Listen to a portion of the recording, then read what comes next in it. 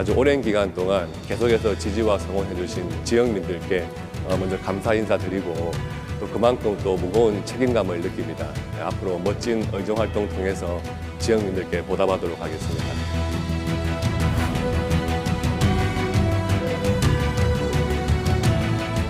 부산의 중심으로 만들어달라는 우리 서구, 동구 지역민들의 열망 반드시 이뤄가도록 하겠습니다.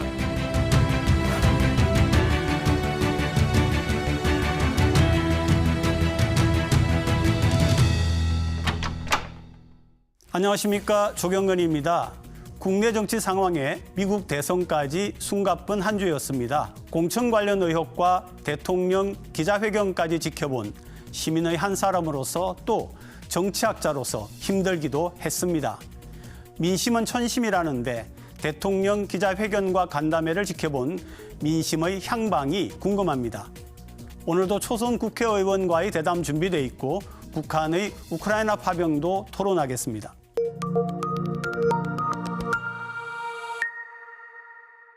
뉴스톡톡 오늘은 곽교택 국민의힘 부산 서동구 국회의원 나오셨습니다. 어서 오십시오. 네, 안녕하십니까. 네, 안녕하세요. 초선이시긴 해도 집권 여당의 수석 대변인이시잖아요. 그러면 아마 국민들께서 현 정치를 어찌 보는지 잘 아실 거라고 생각하는데 어떤 말씀 먼저 좀 해주시겠어요? 예, 국민들께서 보시기에는 지금 정치가 조금 답답하다 하는 말씀들을 많이 하실 겁니다. 또 여야 간에 정쟁이 점점 심해지고 있고요. 저도 이제 국회의원으로서 정말 여야 간에 극단으로 치닫는 그런 정쟁이 참 우려스러운 면은 있습니다. 싸울 때는 싸우더라도 그래도 민생과 관련된 부분 또 경제와 관련된 부분은 여야 간에 잘 풀어나가서 국민들께서 좀 안심할 수 있도록 그런 정치하도록 열심히 하겠습니다. 지난 7일이지 않습니까? 그죠? 네. 윤 대통령 담화와 기자회견이 있었는데 전반적으로 좀 아쉽다. 예. 좀 뭔가 뚜렷한 게 없다. 이런 평이 있는데 곽 의원님은 어떻게 보시는지. 예. 네. 우선 대통령께서 이제 진솔한 사과를 하셨다 하는 것에는 이제 무게를 두고 싶고요. 다만 국민들께서 좀 아쉽다 하는 말씀들은 많이 하십니다. 이제 그날 좀 2시간 넘게 여러 가지 질문에 대해서 답변하시다 보니까 좀 주제가 약간 흐트러진 면도 있고요.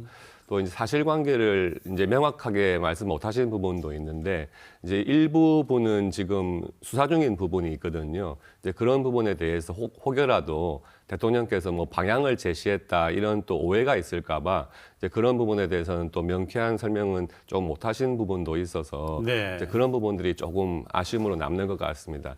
다만 이제 앞으로가 중요한 것 같습니다.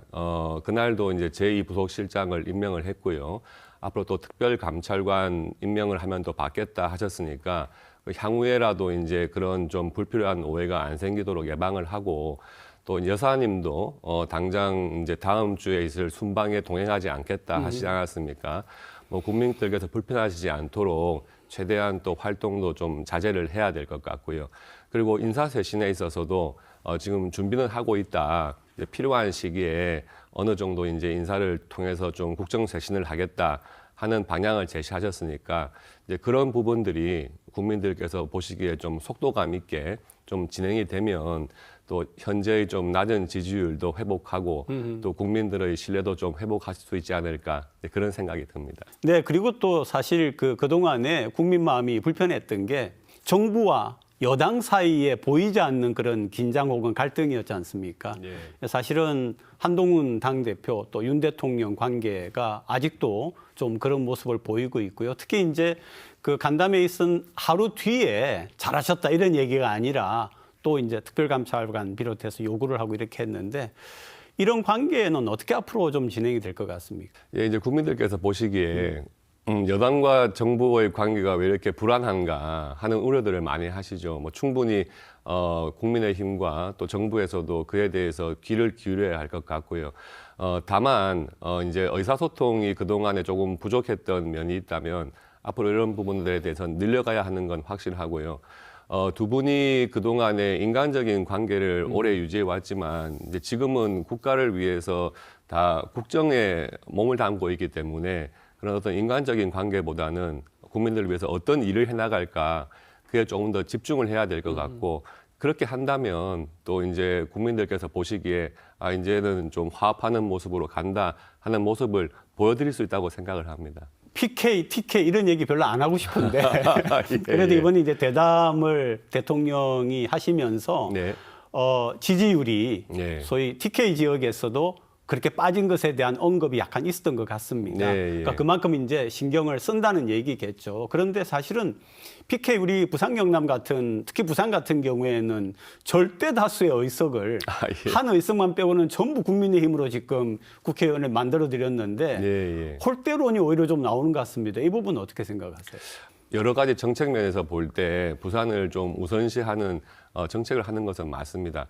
대표적으로 뭐 가덕도 신공항 조기 완공 약속하신 부분이라든지 그런 부분이 있는데 지금 이제 부산과 관련된 문제들은 법안과 관련된 부분들이 많습니다. 이제 글로벌 허브도 특별법이라든지 네, 산업은행. 예, 산업은행이라든지 다 이게 법이 통과돼야 되는 부분이거든요. 그런데 지금 아시듯이 국회 뭐 절대 다수당인 민주당이 오히려 조금 부산 지역, 경남 지역의 현안에 조금 무관심한 게 아닌가 하는 좀 그런 우려가 있습니다. 그래서 그런 부분도 국회에서 우리 부산, 경남 쪽의 목소리를 좀 낼 수 있도록 하고 특히 지금 예산 이제 국면이거든요. 저도 예산 결산 특별위원회에 몸담고 있습니다만은 이런 부분들이 부족함이 없도록 또 야당과의 관계에서 잘 또 타협을 하고 그래서 우리 지역에 필요한 예산 반드시 또 각별히 관심을 갖도록 그렇게 하겠습니다. 곽 의원님 1호 법안이 그 해사법원 부산 유치죠. 그렇습니다. 예, 그죠? 예. 근데 이제 해사법원이 우리 시민들이 볼 때 왜 중요한가 하는 것도 조금 궁금한 부분이 있고요. 또 이제 인천과 경쟁을 한다고 들었는데 어떤 식으로 지금 잘 진행이 되고 있는지 이 부분도 좀 얘기해 주시죠. 예. 쉽게 설명을 드리면 지금 부산과 서울에 해사 전담 재판부가 있습니다. 이미 전담 재판부에서 해사 사건들을 담당을 하고 있는데 이제 뭐 해상 물류 과정에서 생긴 분쟁이라든지 또 해난 사고라든지 이런 부분과 관련된 사건이 생기면 그것을 이제 전담해서 처리하는 법원을 두자. 그러면 조금 더 신속하게 재판이 이루어지고 또 전문적으로 할 수 있지 않겠느냐 이제 하는 차원에서 해사 전문 법원을 추진하고 있는 거고요. 네네. 20대, 21대 국회부터 계속 추진을 해왔던 문제입니다. 이제 그런데 번번이 이제 인천이라든지 서울 지역에서 우리도 해사법원을 하겠다 하는 경쟁이 계속되다 보니까 대법원 측에서도 해사 전문 법원의 필요성은 인정을 하고 있는데 여러 지역에서 경쟁적으로 하다 보니까 대법원 쪽에서도 어디에 이걸 두겠다 하는 것이 굉장히 그동안 좀 입장이 난처한 상황이어서 20대, 21대도 계속 무산이 됐거든요. 근데 지금은 이제 22대 들어와서 제가 1호 법안으로 냈고 또 부산의 전재수 의원께서도 또 법안을 냈습니다. 네네. 냈고 뭐 지금 인천이라든지 서울 지역은 아직까지는 해사법원 유치하겠다는 법안을 안 낸 상태거든요. 이런 상황에서 대법원에서 또 지금 긍정적으로 적극 검토하겠다 하는 지금 입장을 보이고 있고요. 또 법사위에서 담당하는 법사위에서 지금 일소위로 회부가 된 상태여서 이런 절차적인 진행이 지금 비교적 잘 되고 있는 상황입니다. 그래서 다른 타 지역, 인천을 비롯한 타 지역과의 지금은 경쟁이 조금 없는 상태이기 때문에 지금이 제일 적기가 아닌가 해사법원 유치에. 그러면은 지금 우리 부산 같은 경우는 전체 우리 해상 물동량에서는 뭐 전국에서 1위고요. 세계적으로도 7위를 차지할 만큼 맞습니다. 예, 네. 중요한 또 항만 도시이기 때문에 이런 도시에서 이제 해사법원이라고 하는 또 하나의 인프라를 갖춤으로써 다른 전문 기관과의 좀 시너지 효과가 발생할 수 있지 않나. 그래서 이번 22대 국회가 참 좋은 기회라고 보고 또 해사법원 반드시 설치할 수 있도록 그렇게 하겠습니다. 네, 아마 우리 국민들이 가장 많이 들어온 그 기관에 대한 이름이 공수처가 아닌가 싶습니다. 예. 근데 이제 지난 국감 때 곽 의원님이 공수처가 실제 예산에 비하여서 실적이 없다. 예. 이런 얘기를 하셨는데 어떤 구체적인 얘기입니까? 그러니까 이제 수사기관의 실적이라고 하는 것은 수사를 해서 법원에 기소를 하는 것으로 실적을 봐야 되지 않겠습니까? 그런데 공수처가 2021년도에 도입돼서 한 지금 3년 반 정도가 됐는데 그동안에 기소한 사건이 4건입니다. 네. 4건이고 사용한 예산은 800억이 넘고요. 그러니까 따져보면 한 건 기소하는데 200억이 들었다는 뜻이거든요. 그건 좀 심한데요. 그러니까 이게 예산상으로도 너무 낭비일 뿐만 아니고 사실 공수처가 탄생한 것이 좀 정치적인 배경이 있습니다. 과거에 이제 민주당 쪽에서 이제 검찰을 못 믿겠다. 그리고 특검을 계속해서 정쟁 도구화하니까 뭐 특검 할 때마다 이런 여야 간의 대치 이런 것보다는 아예 공수처 같은 조직을 하나 만들자는 것이 계속 민주당에서 주장이었거든요. 그래서 이제 그 부분을 통과를 시켰는데 지금 그렇게 비효율적으로 운영이 되면서 또 특검을 다시 하겠다고 하는 것은 너무 중복적인 이 반복이 아닌가. 예산뿐만 아니라 어떤 보면 수사력의 낭비고 또 국민들께서는 그만큼 피해를 보고 있는 거죠. 그래서 이런 부분들은 조금 정리가 돼야 될 필요가 있다고 보고 공수처 같은 경우도 만약에 제 역할을 제대로 못하고 또다시 특검을 도입하려고 하면 공수처의 폐지라든지 이런 부분도 보다 좀 적극적으로 살펴봐야 되지 않나 하는 그런 생각이 듭니다. 국민들도 시민 시청자분들이 가장 많이 보는 장면이 아마 법사위 장면이 예, 아닌가 싶습니다. 예. 법사위 소속이시죠? 맞습니다. 네. 예. 왜 그렇습니까? 왜 그렇게 그 싸우고 왜 그렇습니까? 예. 네. 이제 법사위라는 곳이 뭐 이제 지금 한창 쟁점이 되고 있는 특검이라든지 탄핵이라든지 이런 것을 관련된 법을 만드는 곳이기도 하고요. 또 이제 다른 상임위에서 올라온 법들을 최종적으로 또 다시 한번 리뷰를 하는 네. 그런 역할을 하고 있기 때문에 여야 간에 제일 쟁점이 많을 수밖에 없고 이제 그런 것들이 각 당에서 뭐 입장을 조금 바꾸기도 힘든 그러니까 계속되는 좀 대치가 반복되어 있는 것 같습니다. 그런데 지금 22대 국회에 와서 사실 탄핵이라든지 검사에 대한 탄핵 이런 부분은 특정 정파에 좀 불리한 수사를 했던 검사들에 대해서 좀 보복적으로 이루어지는 네, 측면이 네. 있거든요. 거기다가 뭐 사건이 생길 때마다 탄핵을 하겠다 이렇게 하니까 상당히 행정부에도 부담이 될 수밖에 없고요. 근데 그런 부분을 법사위에서 계속 반복적으로 하고 있으니까 이 법사위의 기능이 지금은 거의 전쟁터 같은 좀 그런 분위기로 보일 수밖에 없는 것 같습니다. 근데 뭐 앞으로도 계속 그러면 그렇다는 얘기잖아요. 반성해야죠. 예, 이제 어느 정도 이게 너무 정쟁화가 되고 있다는 것에 대해서 국민들도 피로해 하시고요. 이제 이런 부분들에 대해서 여야 간에 조금 한 발씩 물러나서 법사위에서 빨리 민생이라든지 경제 안정에 필요한 법안들부터 먼저 좀 논의를 하자 이런 분위기가 돼야 될 것 같습니다. 좀 바뀌어야 될 부분입니다. 이재명 대표 선고 앞두고 있는데 어떻게 전망하세요?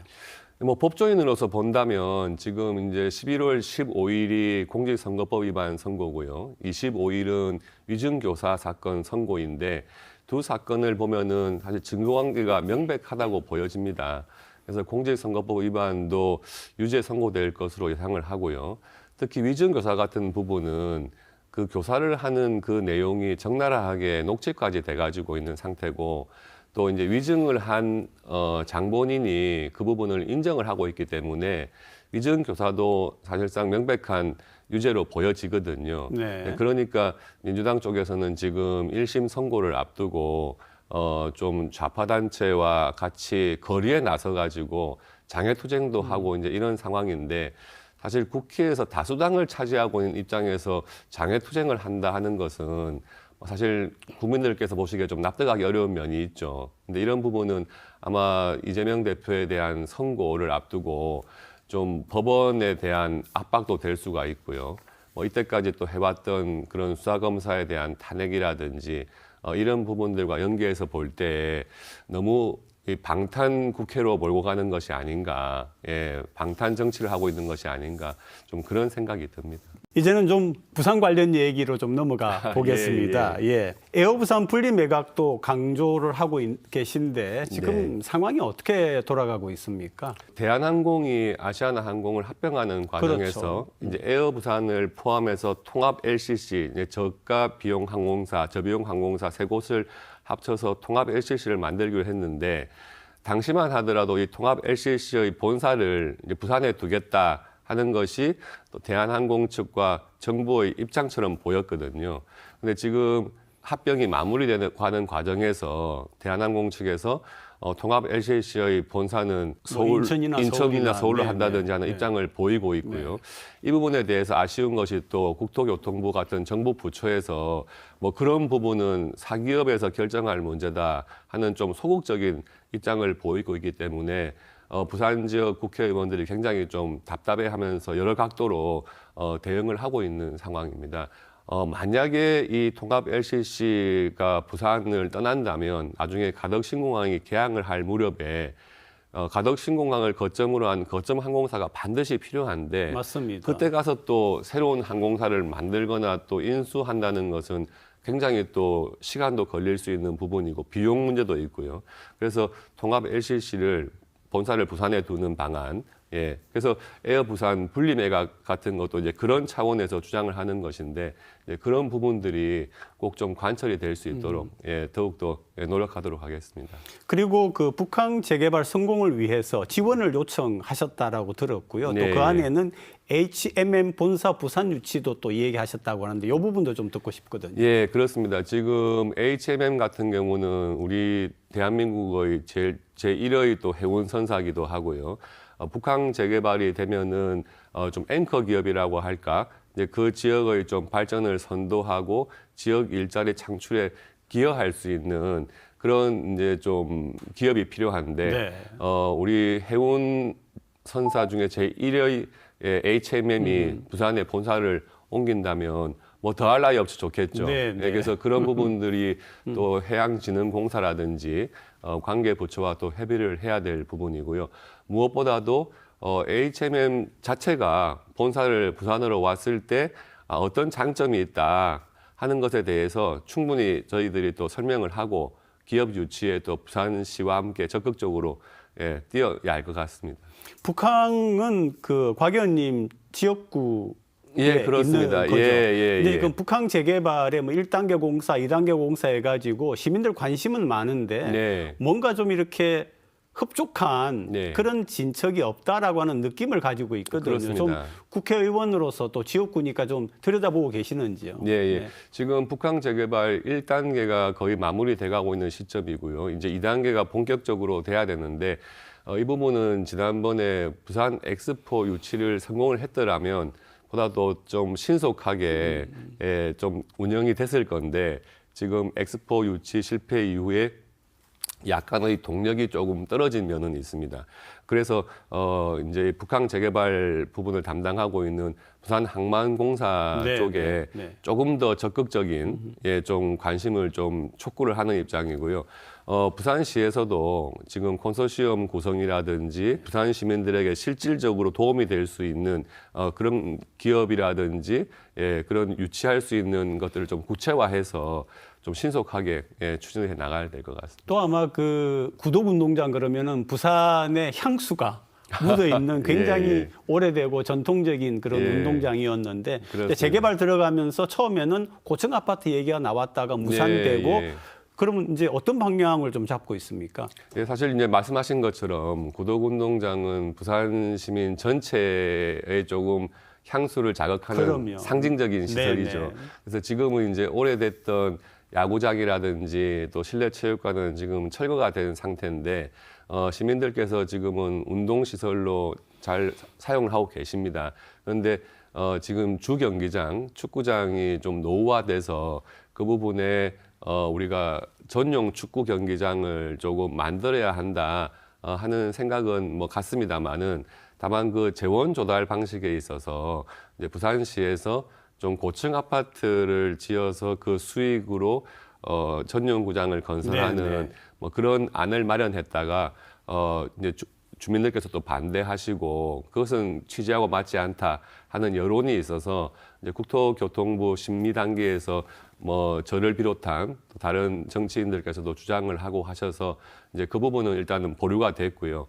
아무래도 구도운동장이 갖는 그런 상징성을 좀 살려서 좀 복합적인 문화 스포츠 공간으로 좀 탈바꿈시켜야 된다 하는 생각을 갖고 있고 다만 당장의 어떤 예산 조달에 조금 어려움이 있을 수 있기 때문에 이 부분은 조금 장기적으로 재원 조달 방안이라든지 또 실제로 축구 경기장을 사용할 기업의 어떤 투자라든지 이런 부분도 좀 살펴봐야 될 부분인 것 같습니다. 네, 또 하나 이제 신경을 쓰고 있으신 부분이 삼복도로 고도 제한. 예, 이게 그렇습니다. 전면 해제를 요청하셨는데 이 부분은 네. 지금 어떻게 되고 있습니까? 삼복도로 고도 제한이라는 것이 한 50년 동안 그 지역 주민들에게 재산권과 어떤 생활권을 제약하는 요소였거든요.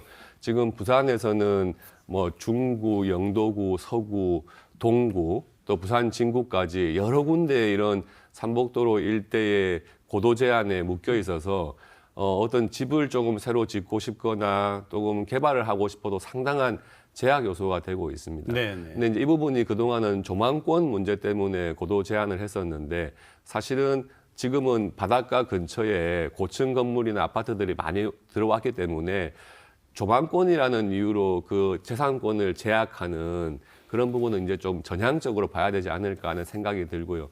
우리 지역민들과 함께 지난번 또 부산시청에서 기자회견을 열고 고도 제한을 좀 전면 해제하라 하는 요구를 했었고요. 부산시에서도 이에 대해서 좀 주민들의 지금 목소리에 더 좀 귀를 기울이는 상황이기 때문에 좀 긍정적인 변화가 있지 않을까 생각을 합니다. 그리고 얼마 전에 그 맑은 물 공급을 위한 그런 어떤 토론회를 예, 여신 걸로 예. 아는데 사실은 이게 우리 이 프로그램에서도 여러 번 다뤘거든요. 그런데 예. 뭔가 진척이 없습니다. 어떻게 좀 될 것 같습니까? 좀. 예, 참 그 부산 네. 시민의 수건 사업이죠. 예, 맑은 물을 마시는 것은 뭐 기본권 중에 기본권인데요. 그러니까요. 네. 지난번에 우리 부산시와 또 부산시 상공회의소 그리고 이제 저와 함께 여러 시민단체와 그런 토론회를 또 열기도 했습니다. 지금 이제 법적인 절차는 새로운 법안을 만들어서 우리 치수원 지역, 예, 그러니까 이제 그런 부분을 좀 반대하시는 지역민들께도 좀 혜택이 돌아가는 그런 상생할 수 있는 내용을 담은 법안을 지금 계속 추진을 하고 있고요. 또 예산 부분에 있어 가지고도 맑은 물 공급 사업에 차질이 없도록 또 잘 좀 챙겨보고 있습니다. 이 부분은 이제 부산시를 비롯한 낙동강 이제 하류 지역 주민들의 공통된 수원 사업이기도 한데 네. 반면에 이제 또 일부 반대하시는 지역민들이 또 계시기도 하거든요. 이제 그런 분들이 오해하지 않도록 그 부분에 대해서 설명을 또 잘 하고 또 그분들께도 어떤 혜택이 될 수 있는 방향으로 그래서 이게 그동안의 보다는 앞으로는 이게 좀 상생하는 방안이 되겠구나 하는 좀 공감대가 있어야 될 것 같고요. 그런 방향으로 지금 추진을 하고 있습니다. 우리 곽 의원님은 이제 법조인 출신이고 예. 현재 집권 여당의 수석 대변인 하고 있으시니까 아마 네. 시민분들이 거는 기대도 크고요. 앞으로 좀 어떤 역할을 대한민국 그리고 또 특히 부산을 위해서 해주실지 그리고 또 시청자분들께 당부하고 싶은 말씀 이렇게 해서 오늘 마무리하겠습니다. 지금 국회의원이 된 지 이제 한 5개월 정도가 지났는데 마치 5년이 된 것처럼 굉장한 이슈들도 많았고요. 또 지역에서도 많은 좀 변화들이 있었던 것 같습니다.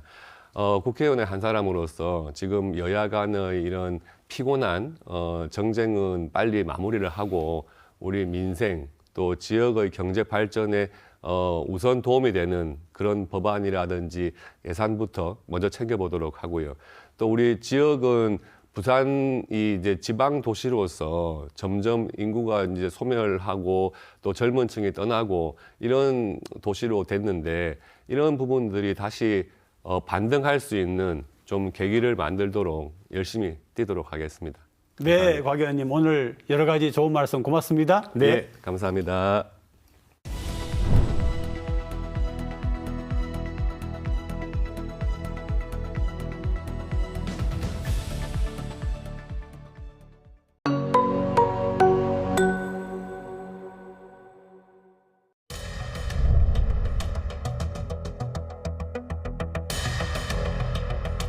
Першими боями з північно-корейськими солдатами відкривається нова сторінка нестабільності у світі.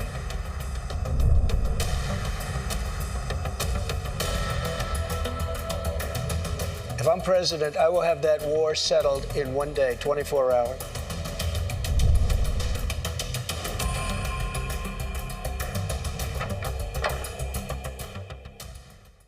심층토론 오늘은 북한군의 러시아, 우크라이나 전장 파견 문제 분석해 보겠습니다. 두 분 나오셨습니다. 배수환 동서대학교 국제관계학과 교수 나오셨습니다. 네, 반갑습니다. 임석준 동아대학교 정치외교학과 교수 나오셨습니다. 네, 반갑습니다. 북한군이 러시아 우크라이나 전장에 파견이 되었는데요. 이 소식 두 분은 처음 들었을 때 어떤 생각부터 딱 하셨습니까? 저는 그 두 가지 생각이 딱 겹쳤습니다. 우선은 그 우크라이나 전쟁이 우리에게도 다가올 수 있다는 이런 생각이 들었고요. 그래서 우리가 전쟁을 잘 관리하지 못하면은 우리에게도 불똥이 튈 수 있다. 이거 첫 번째고요. 두 번째는 좀 역설적인데요. 저는 오히려 이게 북한에게도 큰 기회가 될 수 있다. 이런 생각이 들었습니다. 우리가 월남전에 파병해갖고 경제개발에 그 박차를 가할 수 있었듯이 북한에게도 이게 어떻게 보면은 새로운 기회가 될 수 있다고 이렇게 생각했습니다. 저 역시 마찬가지로 처음엔 당연히 놀랬고요. 예, 우크라이나 수도인 키우에서 우리나라까지 약 7,300여 킬로가 됩니다. 그렇게 멀리 떨어져 있는 나라에서 발생한 전쟁이 우리 한반도에 갑자기 이제 영향을 미치게 됐는데요. 북한군의 파병을 요청한 러시아의 의도보다는 북한의 의도를 먼저 한번 좀 면밀히 분석을 해서 우리가 제공하는 무기 수준에 따라서 한반도에도 아주 다양한 변수가 나타날 수 있기 때문에 면밀히 대처해야 될 필요가 있겠습니다. 그런데 지금 궁금한 게 말이죠. 북한군의 실제 파병 규모가 들쑥날쑥 뭐 여러 가지 얘기들이 있고요. 또 어디에 어느 전선에 배치가 되었는지 또 안타깝지만 또 희생자가 어느 정도 나왔는지 뭐 이런 보도 내용이 좀 있습니까? 네, 보도 내용은 좀 많이 있긴 한데 아직까지 정확한 정부기관에서 인정해주는 보도는 그렇게 많지는 않고요. 일단 파병은 10월 초에 원산과 청진에서 러시아 군함을 통해서 일단 병력이 이동했습니다. 러시아 군함을 이용했다는 것 자체가 일단 정보 자산에게 노출되는 상황인데 과시 홍보하는 뭐 대놓고 갔다는 얘기죠. 그리고 자신들의 정체를 이제 속이기 위해서 몽국의 브리아트인으로 이제 특수대대로 위장한 걸로 되어 있고요. 파견 규모는 우리나라로 기준으로 하면 한 개 4단 정도, 12,000여 명인데 3,000명씩 그 돈바스 지역으로 간 게 아니라 러시아 남부의 쿠르스크라는 지역으로 2차 대전 때 히틀러와 전차 전쟁이 일어났던 그 지역인데요. 그 지역에 파견이 되어 있고 인민군 30명당 러시아 장교 1명, 통역병 1명이 구성되어 있다고 보고요. 희생자가 나왔다는 얘기가 지금 많습니다. 뉴욕타임즈에도 5일자에 나왔고요. 우리나라 그 한국 언론과의 보도에서도 우크라이나 국방부 장관이 전사 교전 얘기를 했었고 젤렌스키도 세계의 불안정한 새로운 장을 펼친다 이런 얘기를 했을 정도로 그런데 아직까지 정확하게 명확하게 전쟁이 시작된 건 아닌 것 같습니다. 왜 북한이 병력을 파견했을까요? 사실 과거 우리가 월남전에 파병했던 동기를 반추해보면 쉽게 얘기할 수 있을 것 같습니다. 65년에 우리는 북한의 그 군사력 면에서 많이 뒤져 있었습니다. 그리고 경제력도 북한하고 거의 비슷한 수준이었는데 파병을 통해서 우리가 미국으로부터 여러 가지 경제 원조도 받고 그다음에 군의 현대화도 이루어져 갖고 이 남북한 관계를 단숨에 역전시킬 수 있었습니다. 제가 볼 땐 마찬가지로 지금 북한이 우리에 비해서 너무나 경제력 면에서는 거의 20분의 1도 안 되는 수준이고요. 군사력 측면에서도 핵무기를 뺀다면은 사실 재래식 무기에서 지금 우리가 앞서는 수준입니다. 그래서 북한은 분명히 파병을 통해서 러시아를 통해서 그 굉장한 경제적 지원을 얻어갖고 남북한 관계를 어쨌든 균형을 맞춘다는 게 아마 내적인 동기라고 생각하고요.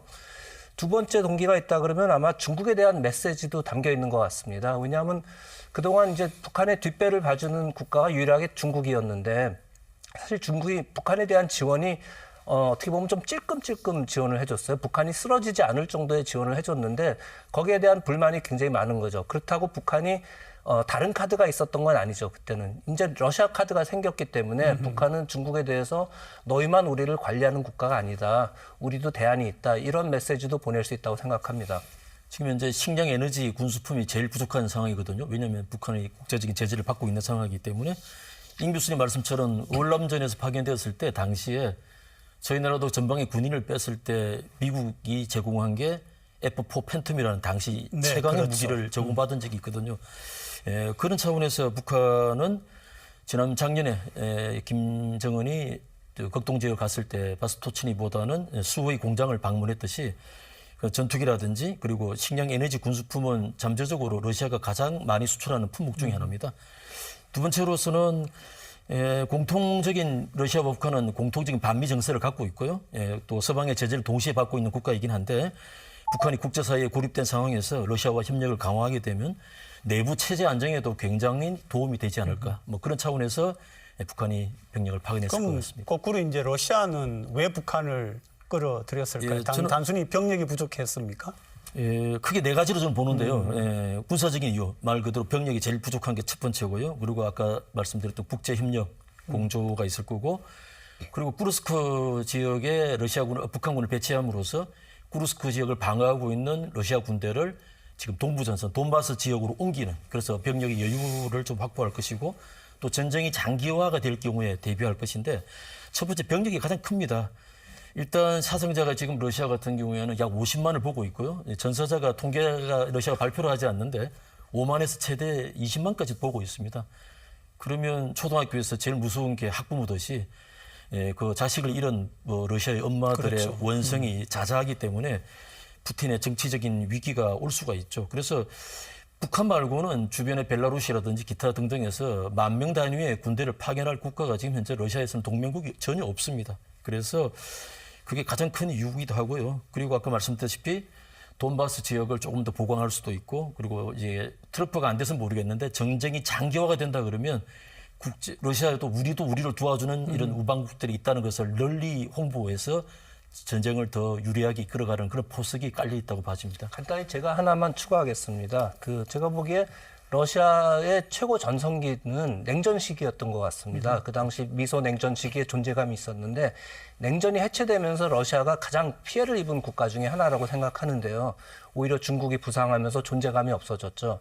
그래서 지금 북한을 끌어들이면서 러시아는 어떻게 보면은 신냉전 구도를 만들어가면은 다시 존재감이 살아나지 않을까, 국제관계에서. 그런 것도 충분한 동기가 될 수 있다고 생각합니다. 그리고 이제 그 전문가들이 나와서 하는 얘기가 탄도미사일 재도입 기술이라든지 핵추진 잠수함 기술 같은 거를 만약에 북한이 받게 되면 한반도 군사력 균형에 좀 치명적이지 않느냐, 이런 지적이 있는데 어떻게 보세요? 글쎄요, 첨단 군사 기술도 있겠지만은 제가 볼 때는 북한으로서는 경제 지원이 더 큰 목적이라고 봅니다. 지금 그런데 이제 트럼프 변수가 하나 생긴 거죠. 왜냐하면 북한으로서는 러시아로부터 최대한 이익을 얻어내기 위해서는 전쟁을 장기화하고 소모화해야 되는데 트럼프는 전쟁을 빨리 끝나겠다고 했습니다. 그래서 이게 이제 북한에게는 만약에 전쟁이 빨리 끝난다면은 북한도 사실은 원하는 목적 달성이 어려워질 수도 있다, 이렇게 보고 있습니다. 탄도미사일인 핵잠수함 기술은 러시아가 쉽게 주질 않을 겁니다. 전략 자산이기 때문에 저는 오히려 작년에 김정은의 행보를 보게 되면 수호의 제작 공장에 가서 공장도 구경하고 비행기도 직접 탑승한 경우 있거든요. 지금 북한의 공군 전력들이 미그 15, 17, 70년 된 비행기를 갖고 있습니다. 미그 15기를 70년 이상 운용하는 최장수국 중에 하나입니다. 그래서 수호의 35 정도라든지 요 비행기 한 개 대대라든지 정도를 요구할 것 같고, 그리고 이번 우크라이나 전선에서 보면 특이한 게 가성비가 좋은, 흔히 얘기하는 가성비가 짱인 무기가 있습니다. 티리기의 TB2라는 바이탁트르 드론인데요. 아시다시피 전장에서 탱크 무용론이 나올 정도로 굉장히 효과가 네. 있었습니다. 그래서 드론 기술도 상당히 김정은이 탐을 내지 않았을까라는 제 개인적인 생각입니다. 만약에 현 정부가 북한과의 관계를 좀 잘 관리를 해왔다면, 그리고 너무 지나치게 한미일 동맹을 강조하지 않았다면은 이렇게 한미 동맹 대 북러 동맹이 완전히 이렇게 눈에 보이게 형성되는 이런 결과는 없지 않았을까, 이런 지적도 있기는 하더라고요. 제 생각에도 이번 정부가 너무 지나치게 자유민주주의 가치라는 그 이념적인 얘기들을 너무 많이 강조한 것 같고요. 그러다 보니 남북 관계는 이번 정부 들어서 전혀 진전이라고 봐줄 만한 건 별로 없죠. 계속해서 쓰레기 풍선이 계속 용산 입구까지 떨어진 적도 있죠. 그리고 경의선, 동해선 남북 연결 도로가 얼마 전에 다 폭파됐고요. 그리고 벌써 북한은 이미 헌법상에 한국을 적대 국가로 명시하는 지금 작업도 하고 있습니다. 제 생각에는 남북 관계가 이렇게 긴장되고 악화되어 가지고 과연 우리에게 또 북러 관계가, 또 북러 동맹이 더 강화되고, 물론 한미일 동맹이 강하긴 합니다만은 굳이 이렇게 테러가 없는 북한을 이렇게 몰아갈 필요가 우리에게 무슨 국익에 도움이 될까 뭐 그런 생각을 해봅니다. 분명히 뭐 남북 관계를 잘 운영하지 못한 측면도 있습니다. 말씀하셨듯이 대화 시도도 없었고 강공으로만 나갔는데요. 저는 근데 남북 관계가 이렇게 헝클어진 구조적인 이유를 좀 생각해 봤는데요. 사실은 남한하고 북한이 너무 비대칭 관계라서 좀 그런 것 같습니다. 사실 북한은 솔직히 가난하고 국제 무대에서도 소외됐고 그동안 우스꽝스러운 모습이었습니다. 지금 우리도 북한을 하대하는데 이런 상태에서 북한이 우리하고 대화를 하려고 그러겠습니까? 이 남북 대화를 하더라도 어느 정도 균형이 맞아야지 대화가 되고 거꾸로 생각해서 우리가 북한보다 훨씬 못 산다 그러면 북한하고 대화가 안 될 거라고 생각합니다. 그래서 어느 정도 너무 수준이 안 맞았다, 남북한 간에. 그래서 저는 역설적이지만은 이번에 북한이 정말 러시아 노다지를 받아서 경제 발전하고 수준이 올라가면은 그게 이제 자연스러운 대화로도 이루어질 수 있다, 이렇게 생각하고 있습니다.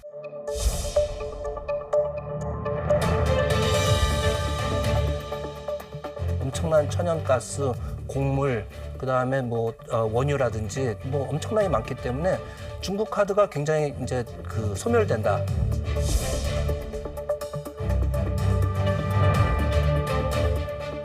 트럼프 전매 특허인 탑다운 방식의 빅딜이 충분히 전쟁은 어쨌든 휴전 정전으로 낮춰질 가능성이 있다.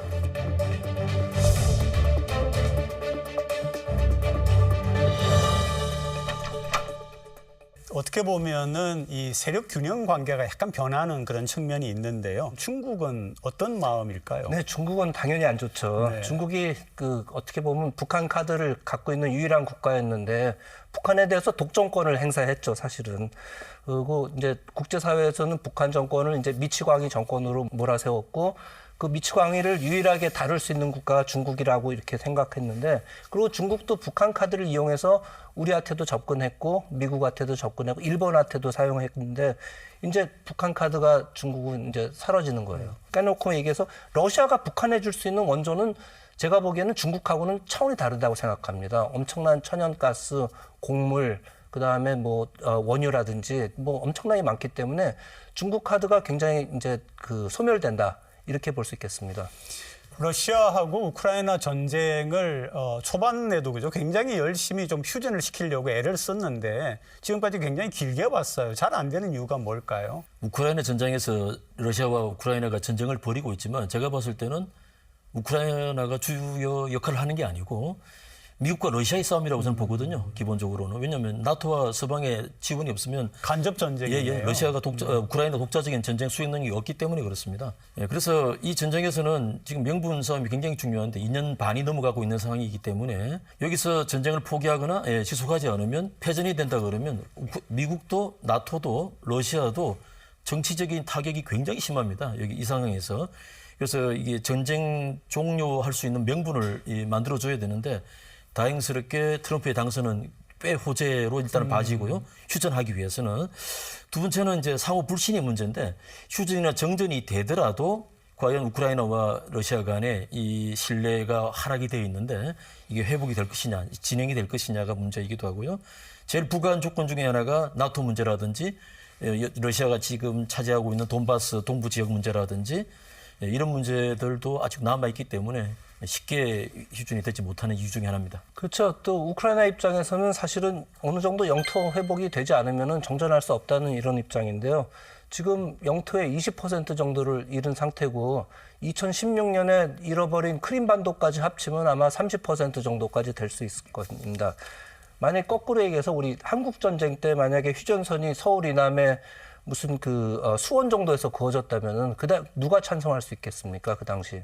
우크라이나도 저는 비슷한 입장이라고 생각합니다. 네, 그래서 이제 젤렌스키가 아주 묘안을 지난 여름에 그래서 돈바스 지역이 교착 상태에 있으니까 남북 쿠르스크 지역을 침공한 이유가 있습니다. 나중에 이제 휴전 조건을 승립을 할 때 쿠르스크를 내줄 테니까 돈바스 지역 일부를 다시 받으려고 하는 뭐 그런 전략이 숨어 있다고 봐야 됩니다. 북한군의 파병에 대해서 안보리에서 유엔 안보리에서 뭐라고 했느냐면 굉장히 살벌한 경고를 했습니다. 북한군들이 시체 가방에 담겨서 돌아갈 거다, 이런 좀 이야기를 했는데요. 희생이 많아지면은 북한 체제에 영향을 주지 않을까 싶은데. 미국의 일단 바디백 경고는요, 저는 그냥 하나의 수사 편사법이라고 생각하고 그냥 블러핑 정도라고 이렇게 보면 되겠습니다. 거기다 미국은 지금 바이든 정권이 이제 정권도 바뀌었습니다. 그래서 그건 이해하지 않고요.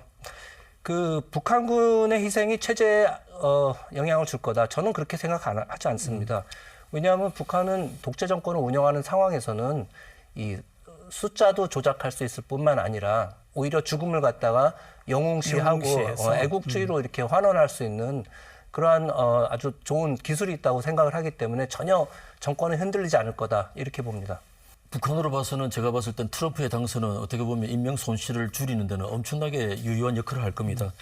지금 파병된 부대가 11군단이라 그래가지고 평양 위쪽에 위치하고 있는 군단인데 저희에게 알려져 있기로는 특수군단이라고 되어 있는데 실제로는 그냥 경보병, 우리 일반 보병사단입니다. 유사시 때 태백산맥을 통해서 한반도 중부로 해서 그런 타격 부대인데 지금도 보면 AK 소총하고 60mm 박격포 말고는 아무것도 갖고 간 게 없거든요.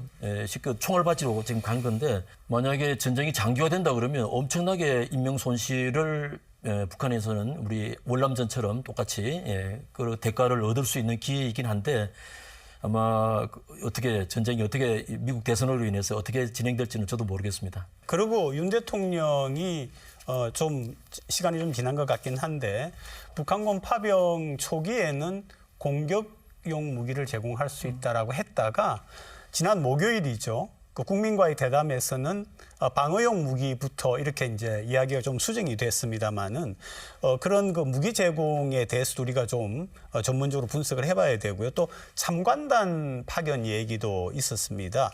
어떻게 평가를 하세요?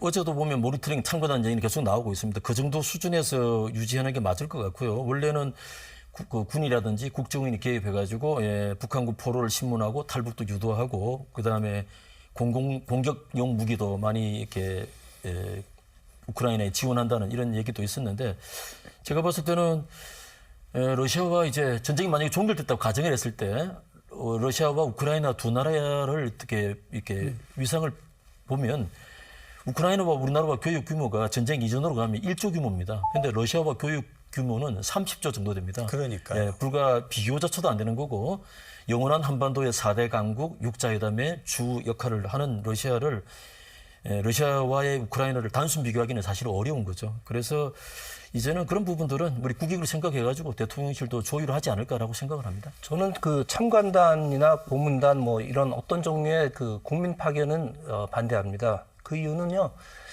사실 미국도 월남전에 들어갈 때요. 처음에 군사 고문단이 갔었습니다. 그렇지만 고문단이 또 월맹군에게 공격당하고 죽으면서 점점 자기도 모르게 깊게 빠져들어갔거든요. 그래서 우리가 만약에 참관단을 아무리 참관한다 그래도 실수로 북한군에게 상해를 받거나 죽게 되면은 우리로서도 대응을 안 할 수가 없거든요. 그러면은 우리도 모르게 어느새 파병하고 허리 깊숙하게 전쟁에 들어갈 수 있는 위험이 있습니다. 그래서 이 사람은 보내지 말자. 대신 무기라든지 공격용이라든지 방어용. 어쨌든 무기는 미국하고의 조율을 통해서 같이 미국하고 협조를 통해서 보내는 거로 하자. 저는 이렇게 얘기하고 싶습니다. 그러니까 이제 북한군이 가가지고 이제 북한군이 특수부대의 운용은 뭐 이건 후방에서 한다든지 어느 특정 지역에 제한된 목표를 두고 하니까 하겠지만 전체적으로 사단을 운영하는 거를 어떻게 하는지를 지켜보겠다. 그게 참관단의 목적이다. 군사적인 목적이다. 그래야만이 우리도 남한이 북한에 대해서 대비를 할 수 있지 않겠느냐. 이런 얘기도 또 하더라고요. 그럼에도 불구하고 우발이라는 게 항상 발생할 수 있습니다. 저는 그 우발이라는 요소도 가급적이면 제했으면 합니다. 젤렌스키도 본격적으로 그 얘기가 나오니까 공격용 무기도 제공한다는 그 얘기를 듣자마자 한국의 LSM 장거리 유도탄 방공망이죠. 그런 첨단 무기를 요구를 했거든요. 그런데 그 장거리 아시다시피 장거리 유도탄 같은 경우에는 러시아 영토를 공격할 수 있는 또 러시아 입장에서는 우리 영토의 미국조차도 러시아 영토를 공격하지 않는데 그런 무기를 제공하는 것은 상당히 위험스러운 일이죠. 자, 트럼프 후보가 대통령으로 당선이 됐습니다. 취임하면 24시간 안에 러시아, 우크라이나 전쟁을 끝내겠다. 이렇게 얘기를 했는데 어떻게 보세요? 트럼프의 사실은 종전안은 저는 개인적으로 위험하다고 생각합니다. 지금 종전안이 뭐냐면요. 이제 미국의 이제 큰 현실주의자들의 큰 그림은 중국이 주적이라는 거죠. 그러니까 빨리 러시아하고 화해해갖고 러시아를 이용해서 중국을 잡는 게 이제 큰 그림인데 그러기 위해서는 이제 빨리 종전한다는 거고요. 종전하는 뭐냐면은 지금 현재 그 점령지를 인정하고 그 점령지를 갖다 약간 비무장지대 같이 만든다는 게 이제 트럼프의 아니거든요. 그리고 이제 거기에 우크라이나가 동의하지 않으면은 어떠한 무기도 제공하지 않는다. 싸울 능력을 없애버리겠다. 이게 이제 종전안인데 그 현실적으로 실현 저는 할 수 있다고 생각합니다. 그렇지만은 트럼프의 종전안이 다른 동맹국에게 던지는 메시지가 굉장히 안 좋다는 거죠. 즉 미국의 당시의 실리주의에 따라서 동맹국은 언제든지 희생될 수 있다. 이러한 메시지를 보내기 때문에 그다음에 우리가 그동안 그 민주주의라는 가치를 위해서 싸웠다는 이런 대의 명분도 있는데 그런 것들이 다 사라진다는 거죠.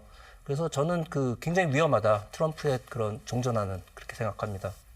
트럼프의 전매 특허죠. 예, 탑다운 방식의 그 외교 문제를 정리하는. 그래서 내년 취임하자마자 뭐 어쨌든 간에 가시적인 효과를 저는 낼 거라고 봅니다. 어쨌든 어떤 형태로든 간에 우크라이나가 만족하실 만한 휴전 내용이 나오지는 않겠습니다만은 대신에 우크라이나의 지원을 줄여버리면 우크라이나 스스로가 전쟁할 능력을 낮춰버리면 뭐 충분히 이건 가능한 부분이기 때문에 아무튼 그런 전쟁 상황으로 봐서는 특히 러시아가 받을 가능성이 굉장히 큽니다. 일단 인명피해가 많고요. 지금 상황이 한 2년 반, 3년을 넘어가기 때문에 누가 이 싸움을 말려줬으면 하는 이런 상황이거든요. 전쟁만으로 국한에서 봤을 때는. 그래서 트럼프 전매 특허인 탑다운 방식의 빅딜이 충분히 전쟁은 어쨌든 휴전 정전으로 낮춰질 가능성이 있다. 러시아 우크라이나 전쟁 그리고 북한군의 파병 이렇게 바라보면서 시청자분들과 우리 시민분들께 마지막으로 어떤 말씀을 좀 남기고 싶습니까? 아무래도 전쟁은 뭐 예방이 최고가 아니겠습니까? 예, 최고이기도 하고 그리고 어느 나라든 지도자의 책무가 평화죠. 예, 평화를 유지해야 되기 때문에 전쟁 예방이 최우선이고 우리가 우크라이나 전쟁에 깊숙이 개입할 이유는 그런 측면에서는 하나도 없는 거죠. 그리고 전쟁이 트럼프 당선으로 큰 변수가 있을 것 같아가지고 그 전쟁 끝 이후에 우크라이나의 복구 문제라든지 러시아와의 관계 복원이라든지 이런 것들도 생각을 해봐야 될 것 같고요. 저 생각에는 외교는 가치하고 이익의 밸런스를 맞추는 거라고 봅니다. 저희 민주주의의 가치도 굉장히 소중한 가치이기도 하고요. 우리가 지향하는 바이기도 하고 우리 국가의 이익도 굉장히 큰 거죠. 그래서 우리 조선 3사가 러시아 LNG 선박에서 못 받은 돈이 10조가 넘습니다. 또 페체르부르크의 현대자동차 공장도 문을 닫았고요. 그래서 피해가 큽니다. 복구해야죠. 네, 평화 시에는 자식이 아버지를 묻지만은 전쟁 시에는 아버지가 자식을 묻는다는 그런 말이 있습니다. 그만큼 전쟁은 비극적인 겁니다. 근데 지금 이번에 북한의 파병을 보면요. 저는 어떤 측면에서는 북한에게는 굉장한 기회다. 사실 그동안 북한은 경제 발전이 안 되고 질이 멸렬했습니다. 근데 파병을 통해서 어떻게 보면은 경제 활력을 가져올 수 있고요. 그다음에 군사력도 업그레이드 할 수 있습니다. 그런 측면에서 국제정치의 이론적인 측면에서 국가들이 왜 전쟁을 하느냐 했을 때는 힘의 불균형 때문에 전쟁이 일어납니다. 그래서 북한도 어느 정도 우리하고 수준을 맞춰주면은 저는 분명히 북한도 대화 테이블에 나올 거라고 생각하고요. 자신감도 생기고 이게 결국은 이 대화의 물꼬, 그다음에 평화의 물꼬도 틀 수 있는 아주 그게 물론 이 파병을 통해서 이루어졌다는 건 비극적이지만은 어떻게 보면 좋은 기회가 될 수도 있다 이렇게 생각합니다. 오늘 주제가 북한군의 파병이었습니다. 남북이 직접 대결하는 상황 오지 말아야겠죠. 그러나 그런 상황이 아니고 지금은 북한군이 다른 전쟁에 지금 가 있습니다. 그런데 거기에 살상무기를 보내야 된다. 만약에 그런 생각을 한다면은 언젠가는 한민족이 될 우리의 형제다라고 하는 것도 한 번쯤은 고려를 해야 되지 않을까 그런 생각을 해봅니다. 오늘 두 분 정말 고맙습니다. 예, 네, 고맙습니다.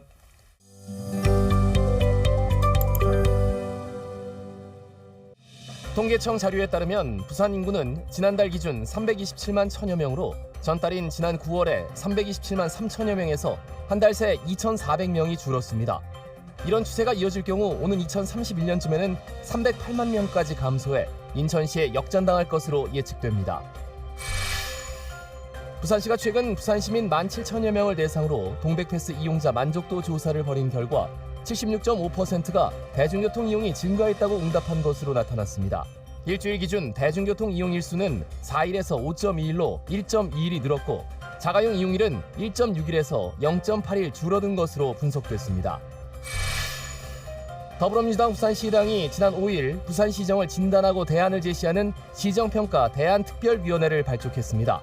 최인호 전 국회의원이 위원장을 맡은 시정평가특별위는 엑스포 참패로 부산시장의 무능함이 드러났고 산업은행 부산 이전과 관련해 여당은 야당 탓만 하고 있다며 퐁피드 미술관 유치를 추진하는 것도 납득할 수 없다고 밝혔습니다. 부산시가 관내 공설 장사시설 포화 문제 해결을 위해 부산 추모공원 봉안당 증축 사업을 추진합니다. 시는 2026년까지 추모공원 봉안당 5만 기를 추가 확충하고 영락공원은 2033년까지 노후 봉안시설 3만 기를 재정비할 계획으로 사업이 완료되면 추모공원은 2033년, 영락공원은 2041년까지 수급이 가능할 것으로 내다봤습니다. 국립수산과학원이 해마다 급감하고 있는 도루묵 보호를 위해 도루묵 자원회복 전담반을 발족하고 인공부화, 방류 등 대책 마련에 나섰습니다.